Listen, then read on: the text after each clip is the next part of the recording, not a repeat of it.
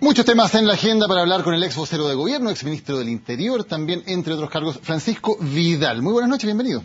Buenas noches y gracias por invitarme. ¿Qué le pareció la respuesta de la DC al impasse del ministro Burgos? ¿Sacó provecho de lo que pasó ahí? Mire, yo creo que fueron dos errores acumulados. No ganó nadie, perdimos todo. El error de no convocar a Burgos a la Araucanía es un error, claramente. Y la reacción, tanto la democracia cristiana como partido. Y bueno, tengo que decirlo, Jorge Burgos, que le tengo mucho afecto y cariño, una larga amistad, creo que la frase, esa que le dije a la presidenta, que esto no vuelva a ocurrir, yo por lo menos no lo había escuchado jamás desde el año 90. Y con esa frase que dice el ministro Burgos en el patio de la Moneda, ¿está bien que la presidenta Bachelet lo haya dejado como ministro del Interior? Es que esa conversación privada entre ambos es privada. Yo no sé los requisitos, las condiciones, pero creo que con el impasse de la Araucanía, por decirlo de alguna manera, con lo que ha sucedido con la carta que hoy día algunos respondimos de los 26 demócratas cristianos, yo creo que la presidenta tiene que poner orden. Porque fíjate la gran paradoja. Yo escuché el discurso de la presidenta de Año Nuevo, que siempre aparece como una formalidad, pero hizo un mini balance. Y este es un año lleno de paradojas. Ella misma dice que es el peor año, pero fíjate que desde el punto de vista del cumplimiento de los compromisos con el 62% que lo respaldó, fíjate que terminamos el binominal después de 25 años. Fracasamos todos los que fuimos ministros del Interior, todos. Mira, salvo Peñalillo, que logró el acuerdo. Hicimos la reforma tributaria. Lo que hoy día se discute son los instrumentos técnicos, pero acuérdense que el objetivo de la reforma tributaria, aparte de recaudar, era que esa recaudación fuera progresiva. En tu mismo libro, que recomiendo a toda la gente que lo compre y lo lea, Poderoso Caballero, en la relación entre el dinero y la política en Chile, fíjate que el 1% de los chilenos más ricos, 120.000 de acuerdo a los impuestos internos, ese 1% da cuenta del 93% de la recaudación. Si eso no es progresivo, no sé lo que es progresivo. Tú tienes el acuerdo de unión civil, tienes el Ministerio de la Cultura, tienes el fin del lucro de la selección y el copago en particular subvencionado, tienes el inicio de la gratuidad. Entonces, ¿qué es lo que turba esto, ennegrece todo esto?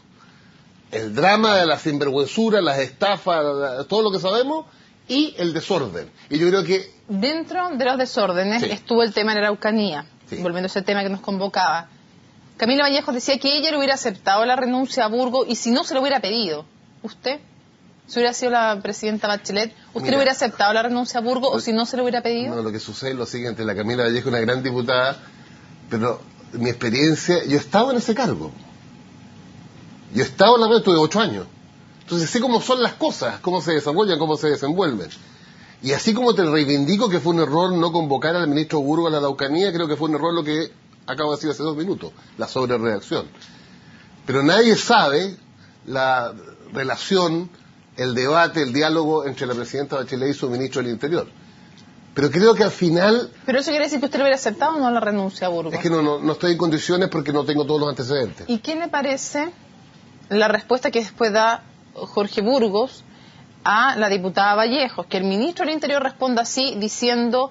Afortunadamente las posibilidades de que ella llegue a ser presidenta son casi iguales a cero. Mira, Mónica, creo que fue desafortunada la frase de Camila Vallejo y desafortunada la respuesta.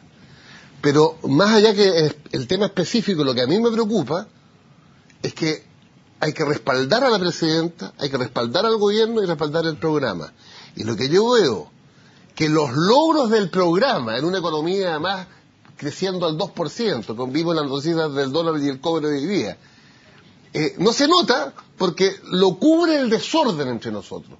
Y yo creo que lo de pasado mañana en Cerro Castillo con los 7 presidentes de la nueva mayoría es para la presidenta una oportunidad. Porque el segundo tiempo de verdad, cronológicamente hablando, empieza el 11 de marzo. Usted decía recién, la presidenta tiene que poner orden. Parece que muchos en la concertación, exconcertación o actual nueva mayoría ven en Ricardo Lagos a la persona que puede poner orden más adelante. ¿Tiene usted esa percepción también? ¿Se está hablando de eso en el oficialismo? No, lo que pasa es que hay gente que estima que Lagos es como el símbolo del orden, o el mismo Camilo Escalona en el último que pasa que dice Lagos da seguridad. Yo le agrego seguridad ¿para quién? Porque claramente, en mi opinión, hoy, estas cosas pueden cambiar, yo veo tres liderazgos, veo un liderazgo claro en la derecha, yo creo que el candidato de la derecha va a ser Sebastián Piñera. Pero en el mundo nuestro veo por ahora tres liderazgos, el del presidente Lagos, Isabel Allende y José Miguel Insulza. Cualquiera de los tres, en mi opinión, tiene que ser el candidato de la nueva mayoría y de la consolidación y profundización del programa. En consecuencia, yo sé que hay algunos concertacionistas que apelan a un presidente Lagos restaurador, a un presidente Lagos que ese orden no es un orden para construir más progreso y más justicia social. Algunos esperan del presidente Lagos un orden restaurador. ¿Y usted en qué posición cree que está el expresidente Lagos? Usted que lo conoce bien, ¿lo ve no, como más bien un restaurador o alguien que puede generar más reformas? No, yo creo que hay algunas frases de él en los últimos 2 meses. Yo me quedé con una, que era que él planteó que teníamos que ponernos de acuerdo para los próximos 20 años como nueva mayoría. En Valparaíso, en el homenaje a la Laura Soto. Ese es un dato para mí relevante. ¿Usted lo ve con ganas de ser presidente? No he hablado, lamentablemente no he podido hablar con él hace mucho tiempo. Creo que él es una oportunidad, es un liderazgo nítido. Lo mismo creo de Isabel Allende y José Miguel Insulza. Hasta ahora no veo más liderazgo en la nueva mayoría. Y yo creo que él está esperando el resultado de la municipal. Pero parece ser uno de los tres candidatos más poderosos de la nueva mayoría. En algún minuto, por ahí por el 2002, usted dijo que si no aceptaba postularse Michelle Bachelet, Marco Enríquez Ominami era una buena opción. ¿Esa opción le parece que sigue vigente o tras el caso SQM? Yo creo que está dañado. En las encuestas se notan, además, el tema Soquimiche en Marco. Mi aspiración era otra que está completamente derrotada. Que Marcos participara en la primaria de la nueva mayoría. Pero eso es imposible porque no están todos de acuerdo en que eso ocurra. Lo que yo quiero evitar el 2017 es lo que nos pasó el 2009, cuando por responsabilidad nuestra ganó la derecha. Fíjate que la suma de Arrate, Frey y Marcos da 55% de los votos. ¿Cómo se evita eso? Bueno, lo ideal hubiera sido un solo candidato a la nueva mayoría y ya se nos desprendió y nos descolgó por un lado Andrés Velasco, que yo creo que va a tener un 1% básicamente en el distrito 23, en Las Condes, Vitacura y Los Arnechea, no más que eso. Pero, si el candidato de la nueva mayoría, llámese Lagos, Isabel Allende o Insulza o cualquier otro que surja, no es el candidato de la nueva mayoría, se nos abre un flanco por la izquierda, una especie de segundo Arrate, y entonces vamos a repetir el drama del 2009. Eso no quiero que ocurra. El 2009 llevaron de candidato a un expresidente, Eduardo Frey. Así es. ¿Es una buena idea volver a llevar de candidato a un expresidente? Son situaciones distintas. Frey tuvo el coraje de ser candidato.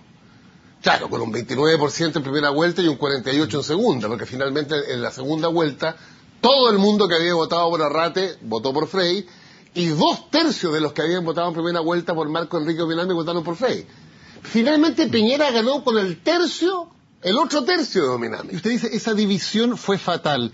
¿Usted ve que sectores que están más a la izquierda de la nueva mayoría se pueden ver convocados por una candidatura de Lagos o de Insulza? Es que depende del programa, porque finalmente, más allá de las personas y sus historias, acuérdense que la misma Camila Vallejo decía el 2012 que con Bachelet ni a misa. Bueno, finalmente terminó arriba de un camión, yo lo he visto varias veces en la Florida recorriendo con Bachelet. ¿Qué es lo que juntó esa historia adversa con el presente y el futuro potente? El programa. ¿Y usted, de las tres opciones que menciona, con cuál está? ¿Cuál le parece mejor opción? Con el que... No, pero no me vaya a decir eso de que con el que sea el candidato de la nueva mayoría. No, ¿Cuál le parece mejor? ¿Con cuál tiene más afinidad? El que a mí en lo personal y políticamente me dé garantía que el próximo gobierno es la consolidación de la reforma y las nuevas reformas. Hoy, ¿quién cree que es esa persona? Cualquiera de los tres. No tiene ninguna preferencia. ¿Y qué de los dice tres. un Lagos Piñera, por ejemplo? Un Insulza Piñera incluso. ¿Qué dice respecto de la renovación de liderazgos en la política chilena? Bueno, pésimo.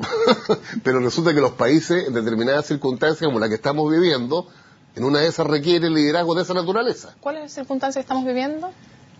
Una crisis, en mi opinión, del sistema político, una crisis de legitimidad de las instituciones, una crisis absoluta de confianza, La encuesta de Inmar, UCE, Canal 13 es brutal. Los partidos políticos del Congreso están cerca del 1% y el margen de error es de 3%. ¿La gente quiere estabilidad más que cualquier otra cosa hoy en día? Quiere estabilidad, pero con perspectiva. Fíjate que mañana, aquí mismo en CNN con la Matilde Burgo, vamos a conocer una encuesta que mandamos a hacer en Chile 21, donde hay una paradoja.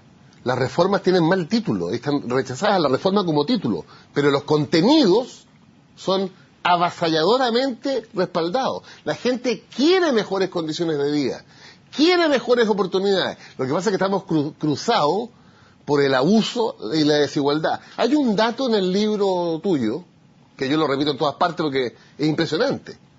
Y a mí es lo que me llama a que el encuentro Cerro Castillo sea determinante. La Concertación hizo dos cosas brutalmente positivas. Hizo crecer el país, como nunca en la historia de Chile, y disminuyó la pobreza, como nunca en la historia de Chile. Pero nos quedó pendiente nuestro tumor, el cáncer, la desigualdad. Pero esa desigualdad se ha acrecentado. El coeficiente de Gini en Chile conocíamos que era 0,50, hoy día 0,68. El 1% de los chilenos más ricos captura el 30% de la torta. El 0,1 el 17%. Y el 0,01 el 10%. Escúchenme, para nuestra gente que lo está mirando. Chile es... ¿Cuánto es el 0,01? 12.000 contribuyentes. Capturan el 10% de la torta. Y en el otro lado, 3.400.000 chilenos, que son el 20% más pobres, capturan en 6%. Si eso no es una sociedad decente. Entonces, el llamado a la nueva mayoría y al gobierno es que tiene que ordenarse para enfrentar ese tema. Pero esa no es una sociedad que se construyó precisamente, por ejemplo, en el gobierno del expresidente Lagos, por ejemplo, el gobierno del exministro Insulza tuvo un amplio protagonismo. ¿Por qué esas personas serían las adecuadas para generar, por ejemplo, ese cambio o para generar esa transformación? Los liderazgos pueden ajustarse a otros y adecuarse a otros momentos. La presidenta Bachelet, con el programa de este gobierno, es distinta a la presidenta Bachelet, que fue el último gobierno de la Concertación. Compartirán conmigo que el Chile de hoy día no tiene nada que ver con el Chile de hace 10 años. Cuando aparecieron los temas de financiamiento político, por ejemplo, en el caso de Chile 21, usted alguna vez dijo, a veces hay que cerrar los ojos, a propósito de las contribuciones de Julio Ponce, el ex yerno de Pinochet. ¿Cómo se hace que la gente vuelva a confiar en una política que cerró los ojos completamente a esos temas que tienen que ver con la ética? Actuando de frente, reconociendo los errores, pero sobre todo, para concretar la tu pregunta, yo creo que nos estamos demorando demasiado en las leyes Engel. Una forma concreta de recuperar confianza es reconocer los errores. Uno, las culpas. Es que ahí lo quiero detener, las culpas, reconocerlas. Hasta el día de hoy no hemos escuchado ningún reconocimiento oficial de parte de la nueva mayoría de lo que, por ejemplo, según declaración judicial de Giorgio Martelly pasó. Él acaba de reconocer que entregó préstamos para la precampaña y para la campaña de Michelle Bachelet. ¿Por qué todavía no se transparenta el financiamiento recibido desde SQM para la precampaña y para la campaña, por ejemplo? Bueno, eso es proceso de materia de investigación. Estoy hablando políticamente, ¿por qué no se reconocen esos temas? Es que yo creo que nos ha faltado más coraje en eso. Si de mí dependiera, reconocería todos los errores. Cuando alguien me preguntó, un colega, usted... ¿Reconocería que se pidió plata a SQM para financiar la campaña y la precampaña? Bueno, es evidente, pues si basta las declaraciones judiciales para que nosotros sepamos que en esa precampaña, que la presidenta Bachelet desconoce como tal, pero sí Rodrigo Peñalillo la reconoce, parte del financiamiento para la mantención cotidiana del equipo, encabezado por Peñalillo, recibió boletas que la justicia determinará si son falsas o no, de los trabajos a SQM y Angelini. ¿Y es creíble que la presidenta no sabía? Yo le creo, siempre le he creído. Siempre. ¿También en el caso Cabal le cree que no sabía? Le creo. ¿Que se enteró por la prensa? Así es, desde el primer día le creo, porque la conozco. ¿Y eso no habla mal del control que había sobre una persona que no solamente era un familiar, sino sobre cómo actuaba una persona que estaba en la moneda con un cargo oficial? Bueno, sí, uno puede, después de la batalla, yo hubiera sido más previsor. Creo que al final es pésimo colocar a familiares en puestos de mando gubernamental, aunque fuera en este caso de las fundaciones. Y tener todavía a Cristian Riquelme en la moneda, que recibió entre otros a Díaz, porque le pidió una reunión porque tenía una deuda de Natalia Compañón. no corresponde. Algunos sostienen, como el diputado Ward, que solo se justifica porque como participó en la campaña maneja mucha información y que eso es lo único que hace entender que todavía está en la moneda. ¿Usted se refiere al diputado Ward, al mismo del partido de Orpiz, de Moreira y de Novoa? Para mí no califica. ¿Estamos haciendo empate? No califica. No.